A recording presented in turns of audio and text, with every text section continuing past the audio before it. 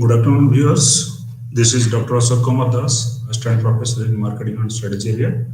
And today we are going to have a discussion on sales control, analysis, and sales audit, which is part of your MMPM 02, Block 4, and Unit 14, which happens to be the last unit of yours. So for next 1 hour, let's have a complete discussion regarding the control activities that the sales organization functions and how exactly the analysis of that is being done and what is the relevance of sales audit in modern organizations.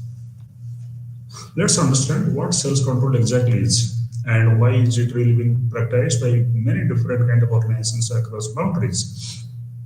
I think the fundamental reason for which sales control is carried out is to enhance sales force productivity or to have a kind of complete judgment regarding how productive the sales force has been. By being productive, what I really mean is that they are really going to be, kind of utilizing minimum possible input to generate maximum possible output.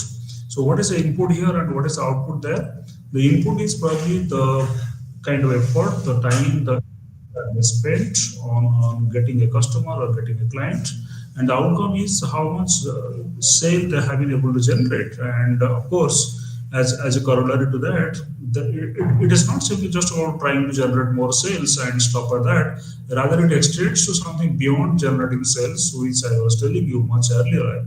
Also, and it also covers whether you have been able to tell the right things about your company, about the product, about the services to the customers or not. Have they really been convinced regarding what you really wanted to convey to them? And more importantly, are they really going to come back to buy your product, not to return your product? If they come back to buy your product again, that means they have been highly satisfied with your product.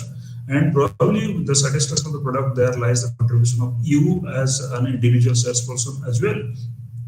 So let's not undermine the fact that salespersons are not simply trying to be successful in selling a very qualitatively gifted kind of a product. Sometimes it is the selling skill which really, kind of plays a very dominant role in ensuring that sales is really being executed perfectly. So, if you talk about the sales control mechanisms, there is no fixed rule or there is no kind of a cardinal principle which can tell you, fine, this is the way all companies have to really carry out their sales control activities. I guess these are all going to vary among companies. A company which is really of a small nature or micro kind of a company, or a small enterprise or a medium enterprise, or even a mammoth enterprise, MNC, spanning over, let's say, 100 plus countries all across the globe, they all have different kind of needs, different kind of expectation from the salespeople, and different kind of strategy which they follow. Because of that, the sales control mechanism, of course, has got to vary, and it does vary. Okay, and if you do this control, the first thing that strikes your mind is, well, control is all about checking people, trying to kind of pointing out the mistakes, pointing out the so-called lacunas or loopholes. Is it always that? I think no. Control is not always about trying to stop a person and try to figure out what exactly has gone wrong and why it has gone wrong and all. Well, I do not negate that particular kind of an idea, but at the same time, it is not restricted to finding out the faults or finding out the kind of the loopholes. Okay, so it goes beyond that. When you gradually keep on discussing more about that, we really try to be able to figure out what exactly is sales control. I think you are going to be monitoring your salespeople or your sales force to make them stay alert.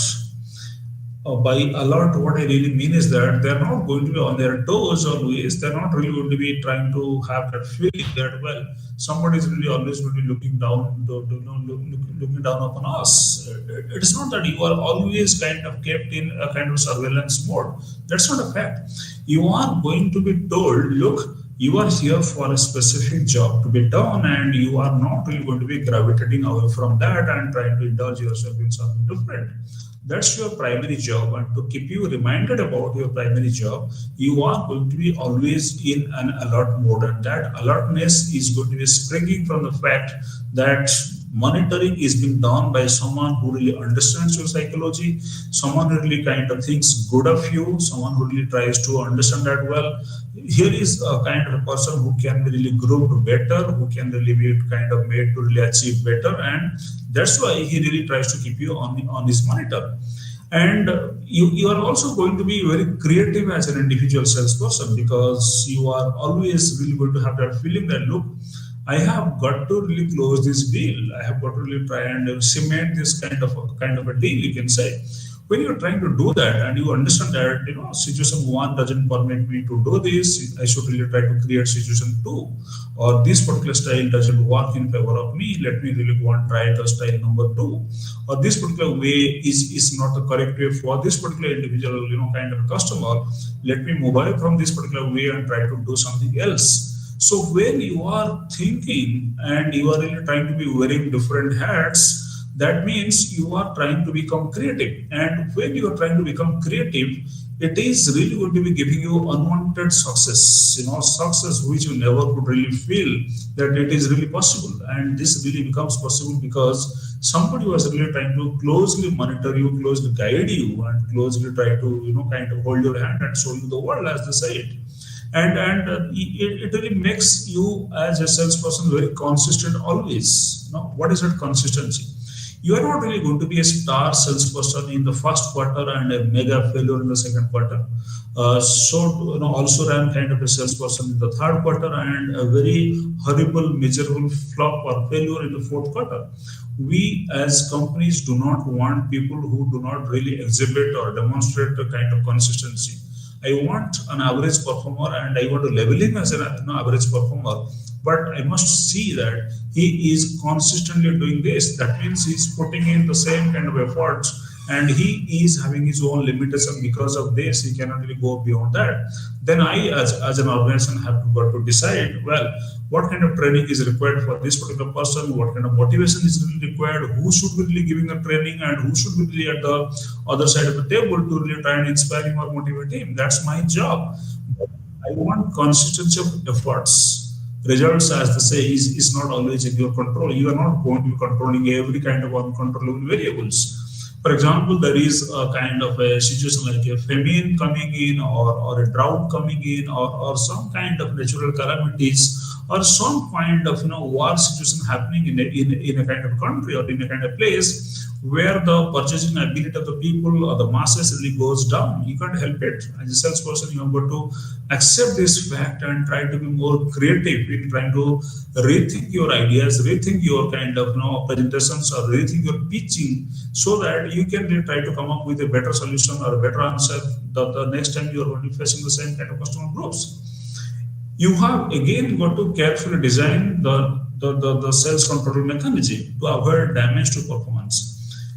Sometimes people feel that too much control is really going to be more detrimental than more positive for the sales force motivation and morale. It's a fact. All are human beings made of blood and flesh, and they have got certain kind of emotions running in the spine.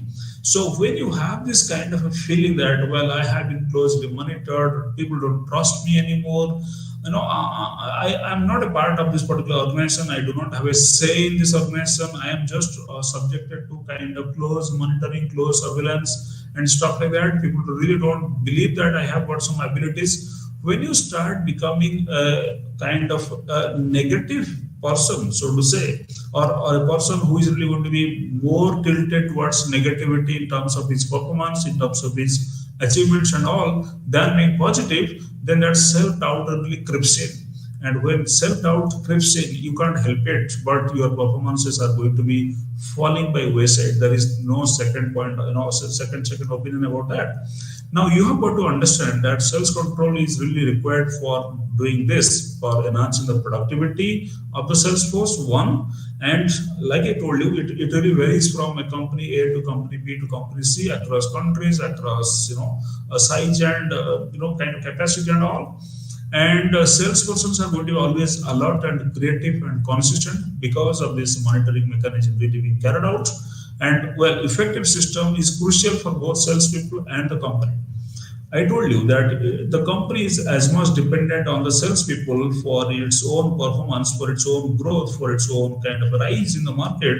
The way the salesperson is also dependent on the company for his recognition, for his kind of survival kind of needs and all.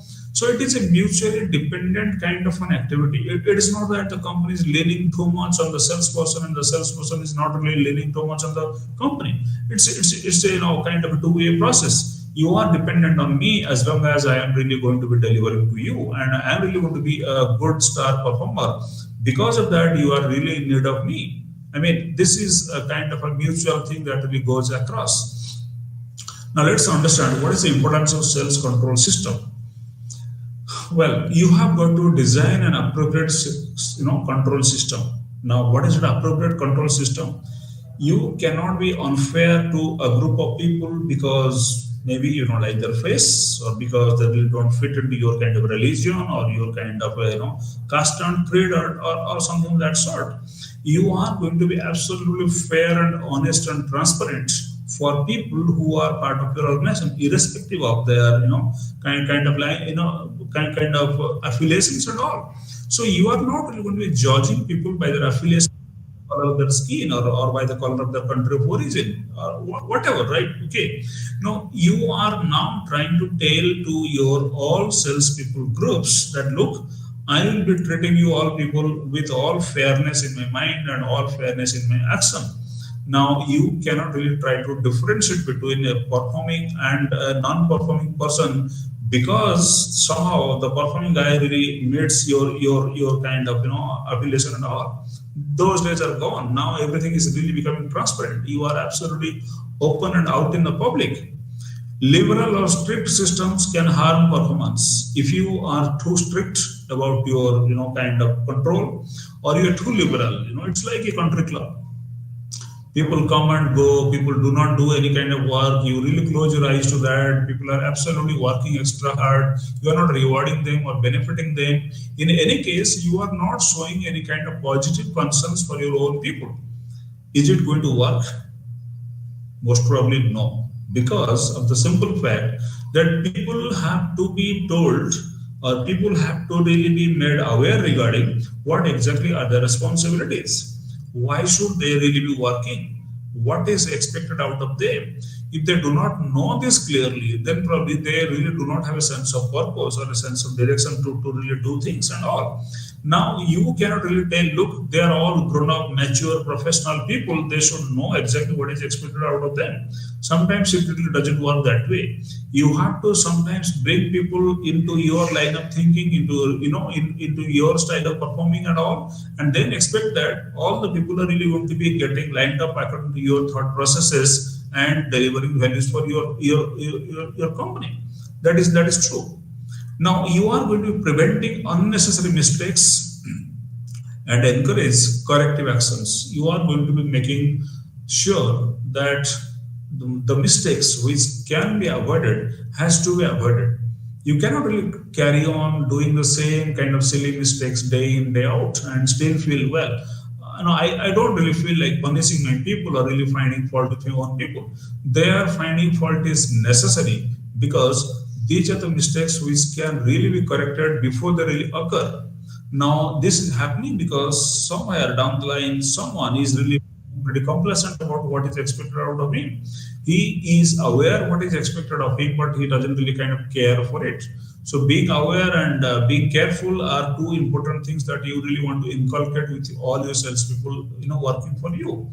So you are again going to be, encouraging, corrective actions. Like for example, this is the way things have gone wrong, and this is the way things can go right.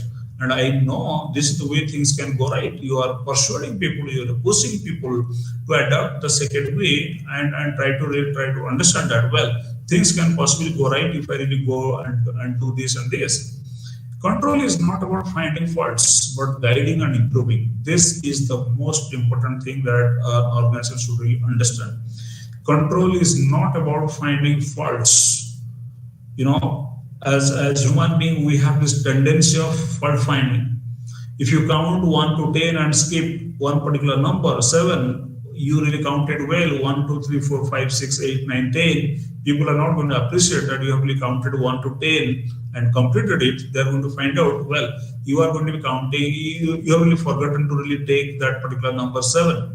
So this is the habit of people, this is the habit of the managers who are not really leadership materials. So the people who are going to be finding faults are going to be always remaining as the fault finders. And believe me, there will come a time when people are really going to be, kind of not listening to these fault finders, because they will really kind of, put them in one kind of a club. Well, these are fault finders. They have really come to really find faults with me, and they are more importantly going to be ignoring the good things that I have really done so far. That's pretty detrimental to the employee's morale. It should not be done. Now, what is the meaning and purpose of sales control? What are the sales manager's responsibilities? I think 2 things. Control sales results. Control means you are trying to bring it up, and you are going to be controlling sales activities. What you do, what you achieve, there is a direct proportional relationship between what you do as part of your activity and what you really achieve as a kind of outcome of it. Your activities are as important as your outcomes, or your outcomes are as important as your activities. If the activities are correct and in the right way, right direction, proper kind of legitimacy is given to all your activities, you can't really help but find that the outcomes of the results are really pretty much encouraging or positive. Okay, why this is important to really understand is that you can't really expect every day to really have a kind of miracle, in your organization, in your sales figures and all. God is not going to be descending from heaven and trying to tell you people, look, I am going to be creating customer for you. Go and try and sell your product to them and generate your sales. This really doesn't work that way. God is never going to be descending on planet Earth and try and tell you, look, I have created these customers for you. Go and just serve and enhance your sales. Doesn't work that way. What really works is how meticulous you have been in carrying out your activities, how well you have really thought out regarding the various ideas, various plans, various modes of action and all. And these are all going to be leading towards positive kind of results, which is really going to be not happening in a vacuum. You have to understand that the activities put together in a well-directional kind of a way is going to be giving rise to positive results. That is the outcome of it. Ongoing and periodic control needed for target achievement. Now, what is that periodic and ongoing control? You are controlling as and when things are going wrong. You are also controlling as and when things are going right. If things are going right, then also you have to take a pause and think about it. Why things are going so much right? Can I really, attempt to do something bigger than what I have really aspired to do? Could I really have really thought of something more, something beyond, something, all above and away from all these kind of things? Could it really have been done by me? Because probably I have really lowered the bar a little bit less.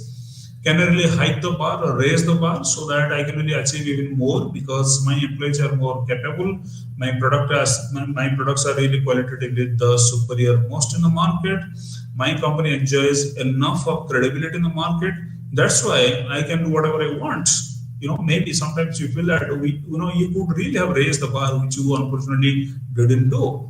And these are all important to really achieve your target. Why? Because if you really do not keep on making the rectifications as and when things really unfold, there will come a time when things have really gone from bad to worse. And in that scenario, you can't help it anymore. You have to let go. So let go is not a solution for the right thinking, control, kind of people. They are going to be really controlling things as and when things are moving. That's a much better, much scientific, much kind of acceptable way of really doing your activities and all. Sales control helps in diagnosing variances. When I say variances, I always do not mean that you have really set a goal of X and you are really achieving X minus 1. There is always negative variance. No, I'm not talking about negative variances always. Of course, I am not ignoring the negative variances either. But the fact is, the variances can be positive. Like you have set a target of 200 crore in a given financial year, and in fact, you really ended up achieving 250 crores. So you must be wondering why this 50 crore has really been achieved by me. Instead of asking this question, you could have really asked yourself this: why didn't I really, kind of hike my target from 200 crores to 250 crores? Because 250 crores is eminently achievable. So when you ask yourself these kind of questions, when you are really trying to be putting questions to your achievements, even that means you are trying to tell to yourself, look, I could have really done better, but unfortunately there was some kind of a wrong calculation done by me in terms of setting the target for myself. The negative deviations are always the favorite of every manager. Come on, you have really set the target like this, and now you really fail to achieve that. You are really falling short by, let's say, 3%, 20%, 5%, 7%, whatever. Now, let us try to understand why this 7% less, or 10% less, or 20% less. If it is really less, then, well, you are in a fault finding mission. You are trying to really tell, look, you haven't done this right, you haven't done that right, you have really gone to the wrong places, or you have really spent more time on the wrong kind of customers. You are constantly trying to be provoking people into telling you lies also. So when there is a negative, kind of vibe going on in the organization, people are becoming more defensive. People are not really going to be more sportive and encouraging to themselves and all. And they are not really going to be telling you the whole truth, because they understand, well, if I tell the whole truth, then probably the management may really like it for the first time, but for the second time onwards, when they go back and reflect on what the employee has said, they might just feel that, well, I am really sounding a little bit more stupid. So that is diagnosing variances for you. When you really understand that there are variances happening, you have got to go to the skin of it, to the very root of it, to really try to understand why this variance. If the variance is within your control and this is the industry standard, then there is no real cause or genuine cause of worry, because you understand that, well, in my industry, 3 to 5% of here and there, positive or negative variance is acceptable. Good enough. Go and accept it. But if it really exceeds the industry standard of 3 to 5% and it really goes beyond, let's say, 10, 12, and something of that kind of a sort of a number, that means now is the time for the alarm bell to ring. Now, when the alarm bell rings, either you ignore it, or you really try and take it as a kind of caution, as a kind of warning bell, you can say, and really try and work upon it. You can go and revise your policies, and you can also improve your productivity. Like if something is not really going right, or something is not really supposed to go right, and you are sensing it from its own beginning of the activities, that means you are really staying alert for the future mistakes. You might just as well kind of trigger yourself into believing that, well, the policy that I'm really trying to be kind of abiding by is not the right kind of policy. Let me really go and take stock of situations every 3 months, 6 months, 1 year or so, and try to revise my policies as per the demands of the market, or as per the dictate of the market scenario. And of course, by that you are also going to be able to improve your own productivity. Now, how does it improve your productivity? Because now people are going to be understanding, well, this is the thing that I have really done wrong, and because of this wrong attitude of mine, or the wrong action plan of mine, I have really got this kind of results. That really might help the organization.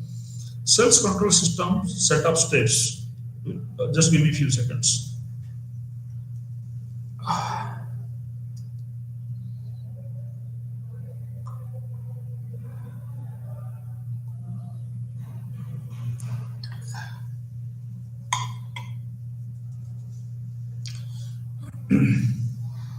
Now, the first step in sales control system setup is setting objectives and sales force standards. Well, what exactly are you trying to achieve? Are you really trying to be exceeding your own projections? Are you really trying to be exceeding your last year's kind of achievements at all? Or are you really trying to be achieving more than your best competitor has really achieved? What exactly is your objective? Why are you trying to be understanding your sales pattern, sales data, numbers and all? What really has really made you the trigger? Okay. Now, the standards should be realistic and achievable, right? Okay.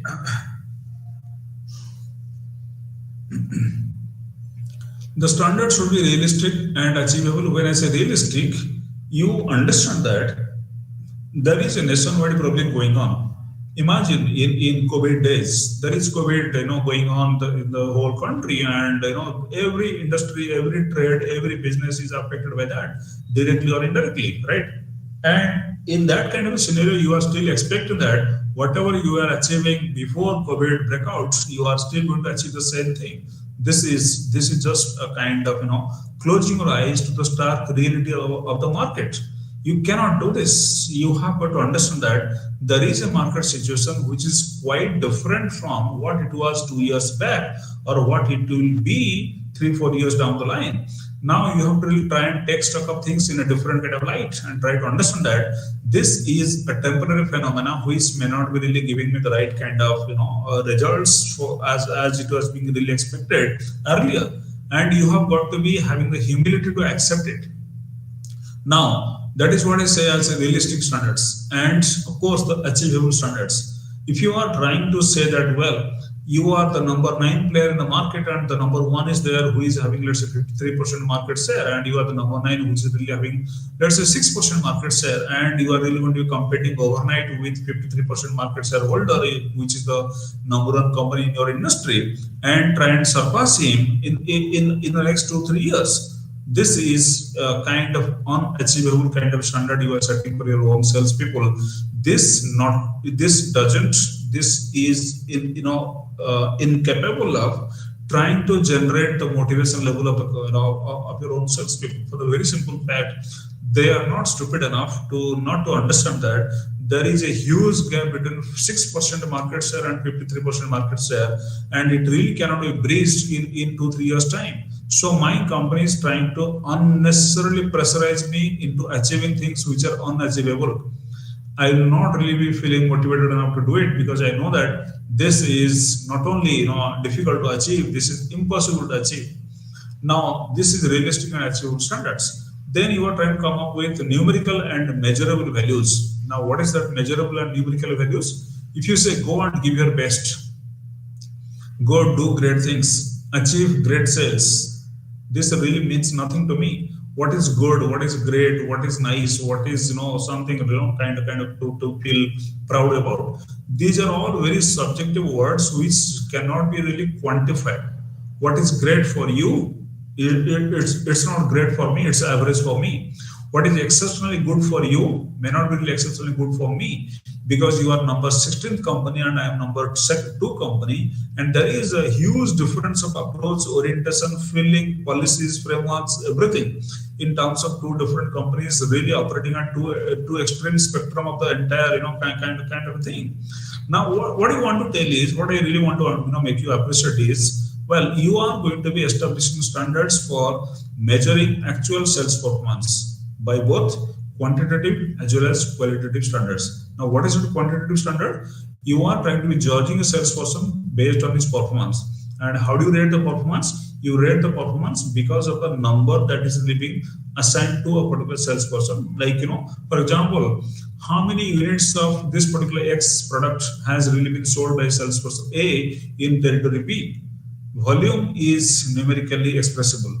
You can tell, look, this is 100 metric ton, or this is 20 lakhs number of unit and stuff like that, or this is whatever measure of unit that you are really will be understand for each other. Now you are going to be telling to yourself, look, I am going to be measuring the actual sales performance by setting a quantitative as well as qualitative kind of standard. Now quantitative is understood.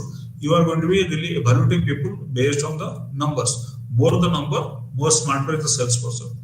More the number, more productive is the salesperson. More the number, more effective is the salesperson. As simple as that. But this is just an ordinary, archaic way of really trying to understand who is a better salesperson, if compared with another one. We just not really been able to match up to the number demonstrated by person A, maybe. Right? Imagine that person A has got 23% growth compared to the last year, whereas person B has got 22% growth compared to last year. But person 2 has really achieved the growth in the non-performing products for the last year, and it has really made possible that the non-performing products in the last year has really gone to the performing kind of a club or performing kind of a group. Now that is a remarkable achievement compared to what this guy was really achieving last year. Whereas the first guy is really having the same level of growth or more kind of a growth, but the growth is still limited to same number of products which we are really demonstrating the growth pattern in the earlier years as well. There has been no growth really being achieved for the non-performing products, and he has been ignoring the non-performing products for last 3, 4, 5 consecutive years. That means he is just trying to be strengthening his strengths and is not really capable enough to really try and give attention to the products which are not really doing well, or which are not really doing well few months back. You are going to be gathering information on actual sales and comparing with standards. Comparison for analysis and deviation identification are the two important things that is being done. Now you are going to be gathering information on actual sales. What exactly has really been achieved by your own salespeople? That's actual sales, and you are going to be comparing with with the standards that you have set. For example, if you are saying that, well, out of this, minimum 80% of the target should be achieved, and your salesperson has really achieved 60% of the target that you have fixed for him. Now, how do you really compare this? How do you really compare this with the target that you have really given?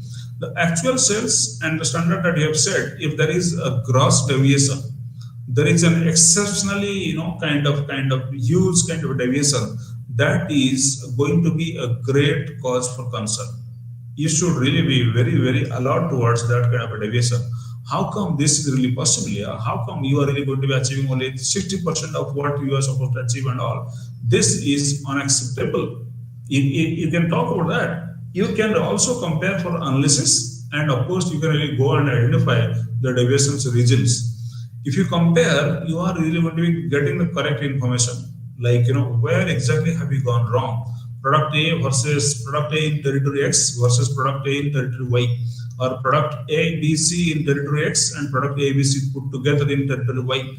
Either you are going to be doing a contrast of product A and product A in different territories, or you are going to be comparing product A and product B in the same territory. Whatever may be your frame of reference, but the fact is you are going to be answering to the more serious question of why the deviation has really been happening, and what is the origin of that particular deviation and all. Now, you are going to be taking corrective actions against deviations which might be need-based. For example, critical point control and management by exceptions. You are going to be trying to understanding, well, what exactly I should be doing, and I should be doing things which only I should be doing, or I only can do. It is not that you are going to be really trying to be, kind of dealing with too many things at the same time. In case you are planning to do too many things at the same time, you are simply wasting your more productive, more creative, more kind of, value-added kind of time for your organization. That should not be done. Now, what are the methods of sales control? There are many methods, like you have got sales analysis, you have got marketing cost analysis, and you have got sales management audit also. Let's understand one point at a time. Now, when you try and understand the sales analysis part of it as a method of sales control, you are going to be doing a detailed examination by either territory, or by salesperson, or by customer, or even by your product line. Now, how do you really do a detailed examination by territory? See, you're not really going to be too much interested in product A or product B or product C or product Z. You are interested in territory A and territory B and territory C. Now you want to really try to understand which territory is giving me less kind of a revenue and which territory is going to be giving me more kind of a revenue. Apart from that, where will you see the penetration of your product range more in a particular territory and where is it really relatively less? That means a territory which is going to give you a much more revenue is not necessarily going to be consuming all your products that you are really producing and your entire product portfolio. So how do you really compare? You are going to be going details into the territory and trying to figure out, well, out of 20 products that you are trying to sell in territory A, territory A is really going to be accepting products 1 to 12 more in numbers and 13 to 20 absolutely zero. This is scenario 1. You compare this with another territory where out of this 20 products that you are trying to sell, product 1 to 10 is really accepted extremely well, and 11 to 20 are absolutely not accepted at all. Now, what does it really tell you? That tells you that people are going to be liking a particular product 1 to 10 in both the territories, not the rest of it. My point is that means you must really try and draw the conclusion from this that products 11 to 20 are not really worth it, or may not be really the right kind of product for this particular kind of a territory.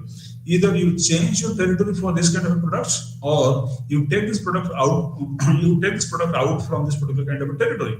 By doing either of this, you are ensuring that things are in place for your specific kind of a territory where the product and the market link is absolutely established. You can compare or have a detailed examination in terms of your salesperson. Compare one salesperson with another salesperson in the different territory. Maybe if Mr. X is really doing exceptionally well and is achieving, let's say, 80% of the target, and Mr. B in the similar kind of a territory in another part of the kind of a location is really able to achieve only 55 to 60% of the total targets. That means there is something drastically wrong with Mr. Y, who is really not able to achieve at least very much closer to a figure like 80%. He might be really able to achieve 55 to 60%, and he can really proudly tell that, look, I'm really achieving whatever is really possible from this territory. But if you compare this gentleman with another gentleman from a bigger territory, from a better territory in terms of productivity, then there is a cause of concern. You might feel, well, there is something potentially wrong with this particular salesperson. That's why he is not really going to be able to match up to that 80% of the standard. You can compare, or you can go for a detailed examination by customer also. Now, how do you say that? Well, here is a group of customer A, B, C, and and there is another group of customer X, Y, Z. Now A, B, C is buying more of 1, 2, 3, and X, Y, Z is buying more of, let's say, 20, 21, 22. Now 20, 21, 22 are really relatively less priced, and 1, 2, 3 are relatively high priced. So if you really compare customer A, B, C and contrast them with customer X, Y, Z, then you can really try to understand one very simple thing, that customer A, B, C are more rich, prone to spend money on buying things than customer X, Y, Z. This gives you an idea regarding which product is really going to be more suitable for what category of customers. If you can understand that, I think half of your problem is solved, because now you understand the purchasing power of the customer. Now you also understand the purchasing motivation of the customer. That makes your job complete. And of course, you can compare product line, like I told you just 2 minutes back. You can compare product. Let's say you have got 40 products, and you are really trying to be finding out which product is my star product, which is my cash cow, which is my question mark, which is my dog product, and all. Like if you put it in a BCG matrix, you can really figure it out.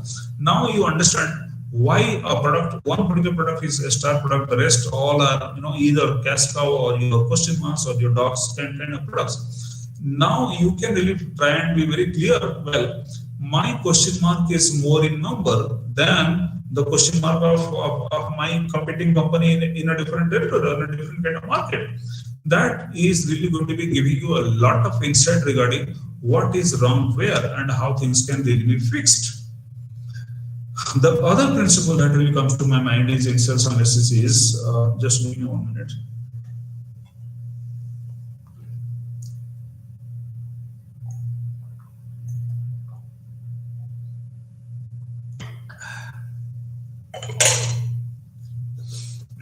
It's a pretty famous principle. It's called Pareto principle.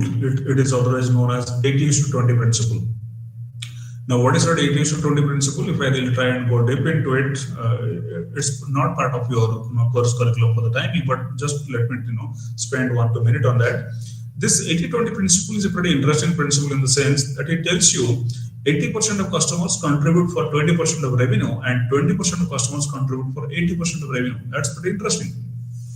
When you say 80% of customers contribute for 20% of revenue, that means you are really trying to be getting focused on the number of customers, which is really part of your volume generation, kind of capacity. Now, if you really talk about 20% of revenue, then you are really concerned. Well, 20% revenue is too less for me. And just the reverse, 20% of customers are going to be contributing for 80% of revenue. For the revenue part, you are absolutely delighted that, well, I am really getting my everything. So this 20% is the most prized customer of mine. That's okay. But today it is 20% customer. If it really comes dwindling down to, let's say, 10% and 5% and 2% and 1% and subsequently vanish, then you are absolutely lost. So your 80% revenue is going to be drastically coming down, and you really don't have an answer for that because you have really focused all your time and attention and energy and money on 80% of 80% of revenue, forgetting the fact that this is only generated from 20% of customers. So there is always this dilemma by the companies whether I should really get focused too much on 80% of customers or 20% of customers. If I focus on 20% customers, I might be able to generate 80% of revenue, but I never know whether this is a short-lived kind of plan or this is going to be a sustainable one. On the contrary, if you really try to focus on 80% of customers who might be generating 20% of revenue, then you are always at an initial shock. The shock is, well, can I really generate more revenue out of this particular huge mass of customers?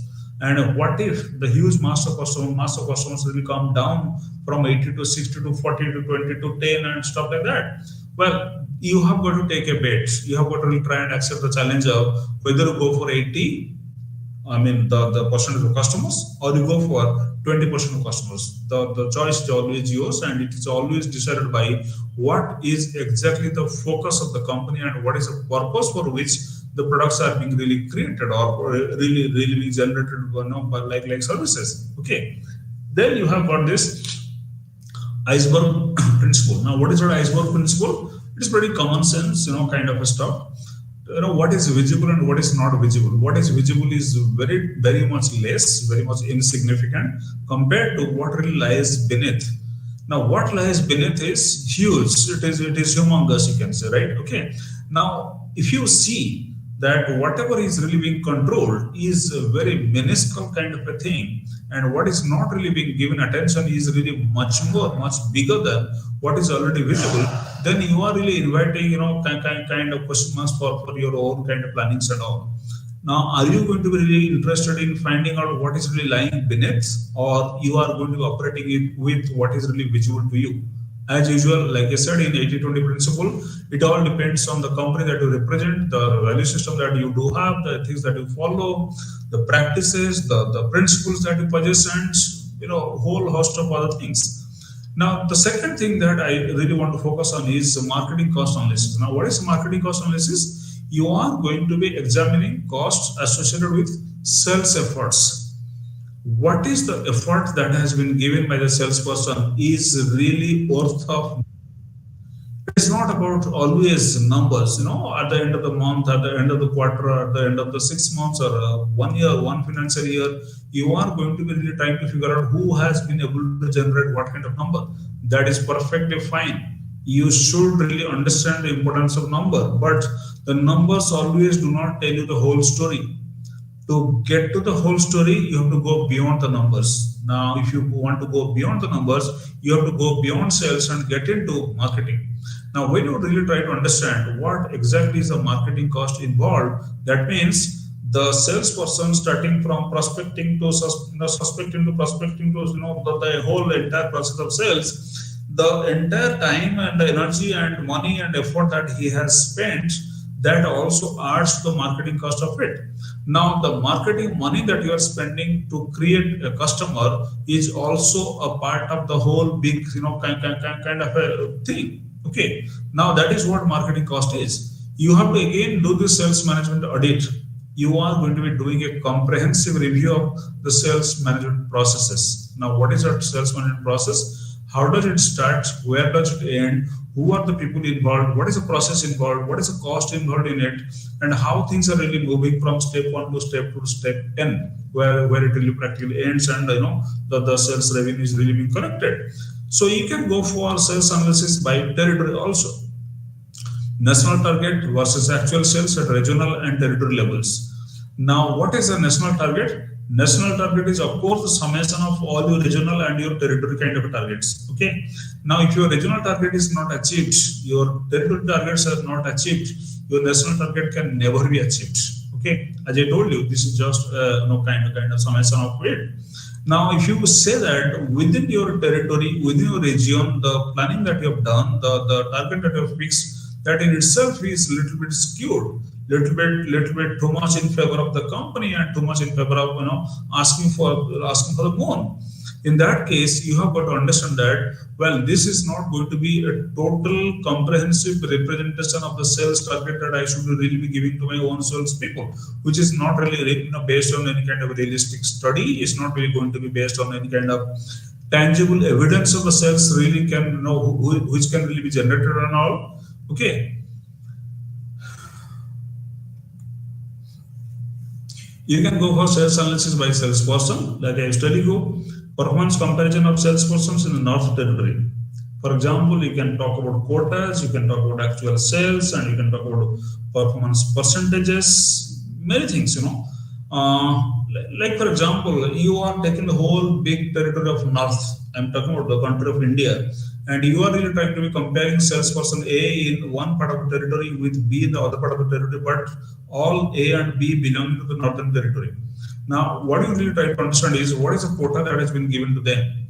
Not everyone is really assigned the same kind of numbers. Please do not carry this misconception in your head that because the region is fixed, all the salespersons in working in different territories, part of the bigger region, are going to be given the same kind of sales targets. This is not the reality. You are going to be giving sales targets based on the ability of that particular territory to generate that amount of sales. You have done your homework, you have done your research, you have done your good detailed study about that. Now you really want to be sure that, well, within Northern Territory, salesperson A can be compared with salesperson B, but it is not fair to really draw conclusions because territory A and territory B are entirely different from each other in terms of their population, in terms of their purchasing habits, their motivation to purchase, in terms of their lifestyle, their kind of living the life way and all. So you cannot, just to say that you cannot really be safe in comparing person A with person B and drawing your conclusions and rewarding or not rewarding someone based on your own conclusions. That is absolutely suicidal.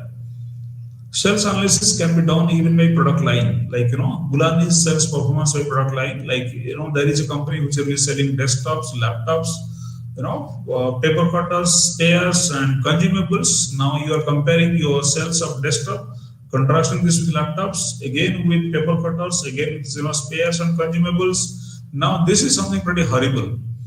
You are comparing the sales of desktops with that of paper cutters, or you are comparing the sales figure of your laptops and comparing this with your spares and consumables. This is no comparison. I mean, this is not the right way to really compare. Just because you have got a product line and you really want to figure out which of the product out of this product line is really going to be giving me the maximum possible sales revenue, that really gives you a very lopsided view regarding where exactly are you going wrong. Sales analysis can even be done by customer base. For example, impact of government department on Gulani's desktop sales. Now, customer-wise breakup of desktop sales and performance percentage can be really measured out.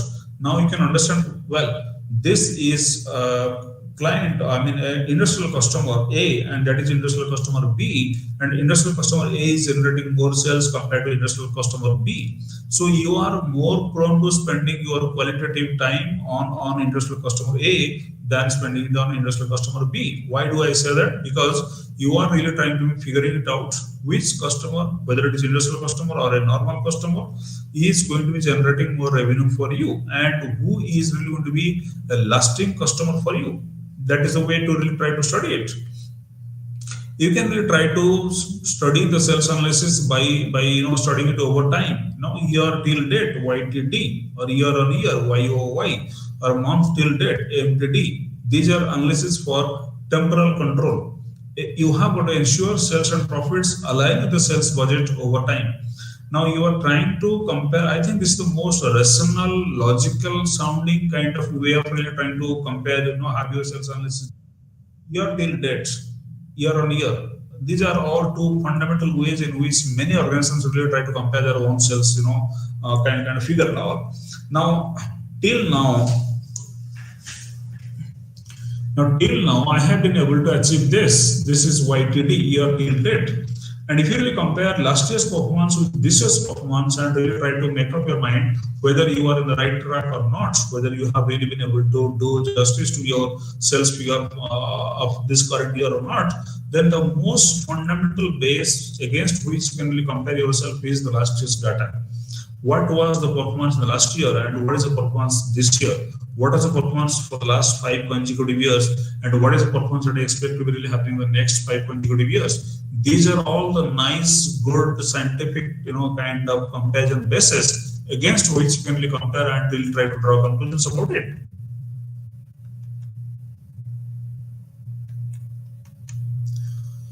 Now, what are the methods of controlling Salesforce?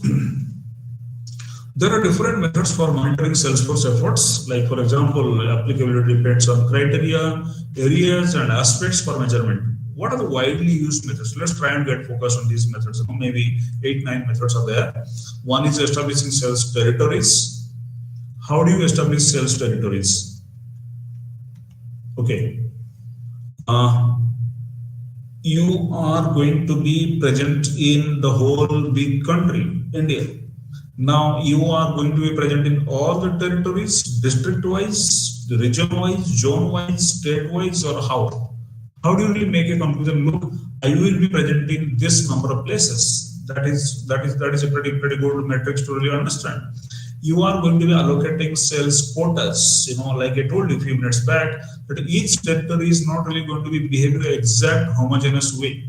So every territory is absolutely heterogeneous, totally different from each other, and has got its own typical population groups with their own kind of temperament, with their own kind of requirements, with their own kind of needs and wants and desires, with their own kind of purchasing abilities and all. Now, this is something pretty dicey for you. You cannot really have the conclusion that, well, this is a country where all its population should be possessing or should be demonstrating the same kind of a behavior, the same kind of a kind of response to my product and all. This is absolutely stupidity. Nowhere you live the entire population of a country, however unique the country may be or not unique the country may be, you will never find that a country possesses the customers or possesses the public at large who are absolutely identical with each other. This is unthinkable. This is height of kind of fooling ourselves. So you have got to allocate your sales quotas depending on the potential of the territory, depending on the potential of the people who are living in that particular kind of a territory. You are again going to be finding other methods like maintaining contact with the salesperson. That can be kind of a way to control your sales force. You are going to be maintaining contact with the salesperson to really try to understand what exactly is he planning to do, what exactly is he doing, and what exactly is really capable of doing, and what exactly he should be doing.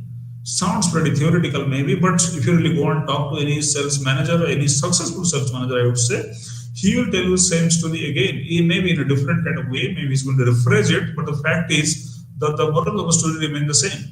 I have got to really try to be very close to my salesperson so that I can really understand his strengths and weaknesses, rather than throwing him out in the open and trying to tell him, look, this is a big sea, either you swim or you sink. So most definitely he's going to sink rather than swim out of it. Determining authorities and rights of salesperson. Now, what is the right of salesperson and what is the authority of salesperson? Authority is what exactly is he really capable of really doing. Now, what kind of liberty you are trying to give to him? Up to what extent he can really try and take a decision by himself without really consulting his seniors or without really consulting anyone else for that matter. That's authority for him. For example, there is a customer who really wants to buy in bulk and your price is fixed. You as a salesperson are not entitled to give the customer any kind of discount without any kind of prior approval from your bosses. If that is what the scenario is, then well, you are absolutely kind of tight-handed. You cannot really take a decision. Are you really being given any kind of authority to take a decision? No. Will it really work in the markets? No, because the customer is not really going to be waiting for tomorrow morning to really allow you to take a decision by consulting your boss and getting back to him. He is in a tearing hurry. He doesn't want that. You should really be taking his time and try to contact your boss and take a written documented permission from your boss. Then only you can really give him 3% more discount. This is not the way really business functions. You have got to ensure that your salesperson has got some authority where he can take a decision up to this. There has to be ceiling fixed. Maybe 5% plus, 5% minus is what is kind of authority really allows him to do. So what are his rights? His right is, well, he can really try and kind of pick his own customers to whom he should be really trying to give discount, to whom he doesn't want to give discount, where he should be really sounding a little bit more favoring a customer, not favoring another kind of customer. That right he should be really also having. And let's talk about the salesman's reporting part of it. Now, who does the salesperson report to? Who is his reporting boss? And how does he know that I have got a single reporting boss? That's pretty important for a salesperson. He doesn't want to really be influenced by multiple bosses from multiple quarters at the same time working the same organization. I do not want that three people are really going to be sitting on my head trying to control me or trying to show me the direction, so to say. I don't want it. You have got objection notes. That is, you are dealing with customers, and customers being the way they are going to be coming up with a lot of complaints, a lot of objections and all. They may not really like the way you are dealing with them. They may not really like the way that you have really persuaded them to buy the product. They may not really believe on whatever you have been claimed that a product is really capable of delivering and all. So they might come up with some kind of complaints, some kind of issues. How do you deal with that? Few seconds, please.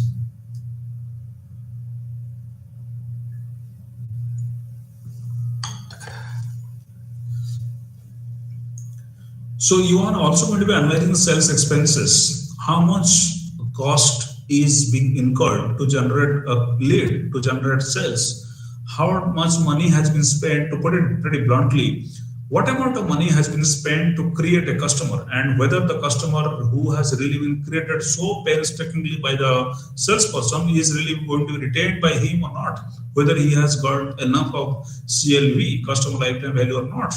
I mean, you are going to be going into each and every intricacy of details. You can go for observation and field trips. You are also going to be, kind of controlling your sales force by the field trips. You are trying to take them to a field where they're really working, and you are going to be observing them. What exactly are they doing? Are they doing the right thing or not? Is there any kind of intervention required? Is there something really going wrong with the salesperson? These are the things that you should really be remaining alert towards. You are of course going to be providing them sufficient sales tools. You are going to tell them, look, this is going to be at your discretion. You can use it as and when you really require it.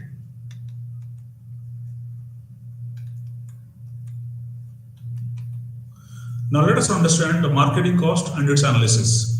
Marketing cost is, to put it in very simple, uncomplicated language, cost of selling activities to create demand and secure orders. You are not stopping at creating demand, you are stopping at securing orders. Like I told you in the beginning, a sale is not a sale until the order is really being closed or the order is really being secured.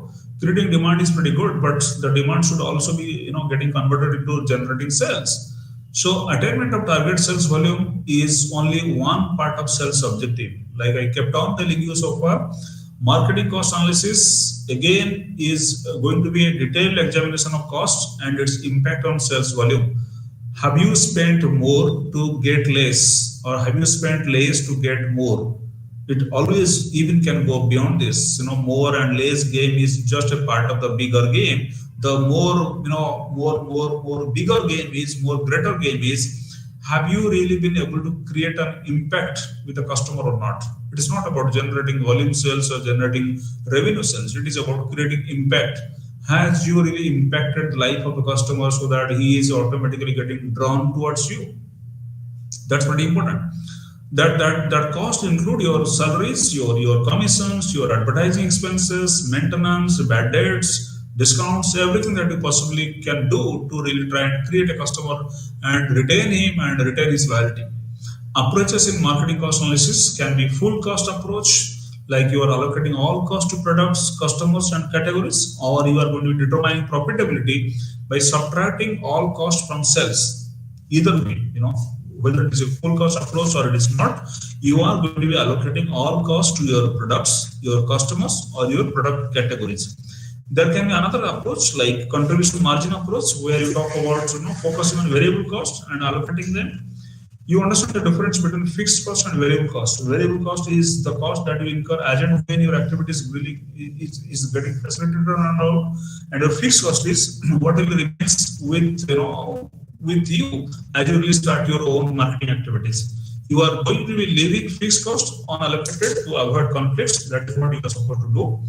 And what is the usefulness of marketing cost analysis? Why should you really do it? Does it really benefit the sales manager? The answer to that is yes. It really benefits the sales manager because you are going to be, kind of analyzing the relative cost of the products, market segments. You are going to also understanding quantities and sales force size, productivity promotions, analysis over time for industry comparison. That is pretty important because you are going to be a trend analysis over time for your future industry comparison. And sales management audit is also pretty important to understand. To sum up, sales budget for optimal resource allocation is a must. It acts as a standard of performance and a tool of control, like I told you. Continuous monitoring through sales analysis, marketing cost analysis, and sales management audit. And we have also understood the importance of marketing cost approaches and usefulness. The key words are budgetary control, natural expenses cost versus expenses, sales analysis, and standard cost. I hope you have enjoyed the session so far. I have taken 14 sessions to finish your sales management course curriculum. I hope you really have learned from the sessions and enjoyed the sessions as well. A big thank you from the core of my heart. Thank you for being so patient, listeners and viewers. Thank you all.